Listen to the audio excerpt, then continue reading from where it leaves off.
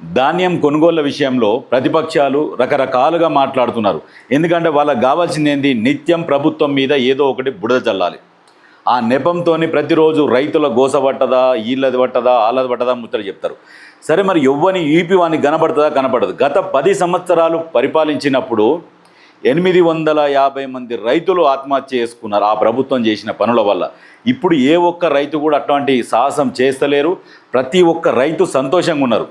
ఇప్పటికి కూడా మన దగ్గర ధాన్యం దిగుబడి ఎక్కువ ఉన్నది కాబట్టి ఇప్పటికి కూడా ప్రభుత్వం ఏం చేస్తున్నదంటే ఎక్కడ కూడా కొనుగోళ్లకు ఈ రైతులకు ఇబ్బంది తలెత్తకుండా చూడాలి. రైతులకు ఎక్కడన్నా ఇబ్బంది తలెత్తితే కలెక్టర్ల పైన కూడా చర్యలకు వెనకాడబోమని చెప్పేసి సీరియస్గా కలెక్టర్లకు వార్నింగ్ ఇచ్చిండు ముఖ్యమంత్రి రేవంత్ రెడ్డి గారు. అంటే ఇప్పుడు ఎవరు కరెక్ట్గా పనిచేస్తున్నారు, ఎవరి కోసం పనిచేస్తున్నారు, ఇది ప్రజాప్రభుత్వమా లేకుంటే ఫామ్ హౌస్ ప్రభుత్వమా అనేది ఒకసారి ఆలోచన చేసుకోవాలి. ఏ ఒక్క దగ్గర కూడా ఎప్పటికప్పుడు మానిటరింగ్ చేయాలి. కలెక్టర్లే ప్రత్యేకంగా రంగంలోకి దిగి సమస్యను ఎక్కడ ఉన్నది, ఏం జరుగుతున్నా, సమస్యకు మీరు ఏం పరిష్కారం చూపించారు ఆ విషయాలని తీసుకొచ్చి డైరెక్ట్ చీఫ్ సెక్రటరీ గారికి, ప్రభుత్వ ప్రధాన కార్యదర్శికి మీరు సమాచారం అందియాలి. ఆ ప్రభుత్వ ప్రధాన కార్యదర్శి ముఖ్యమంత్రి గారికి చెప్తారన్నట్టు. అందుకనే ఎంత సీరియస్గా పనిచేస్తున్నారంటే అంత సీరియస్గా పనిచేస్తున్నారు. గతంలో కూడా ఎక్కడ కూడా రైతుల కోసం కానీ ప్రజల గురించి కానీ ఎక్కడ కూడా స్టేట్మెంట్ ఇచ్చిన దాఖలాలు లేవు.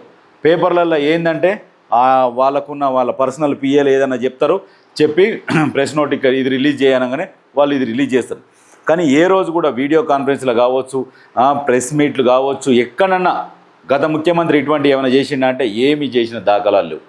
ఎంతసేపటికి ఆ ఇద్దరిని పెట్టుకొని ఇక విష ప్రచారం చేయించడం. విష ప్రచారం మానుకో అని చెప్పేసి ముఖ్యమంత్రి ఎన్నోసార్లు చెప్పిండు. రాజకీయాలు కాదు మనకు కావాల్సింది, ప్రజా సమస్యల మీద దృష్టి పెడదాం, ప్రజా సమస్యల కోసం మాట్లాడదాం, ప్రజా సమస్యల కోసం చర్చించుదాం అసెంబ్లీలో, ఎక్కడ కూడా ఒక నిమిషం వేస్ట్ చేయొద్దు అని చెప్పేసి ఎన్నోసార్లు క్లియర్గా చెప్పినా కానీ పట్టించుకుంటలేరు.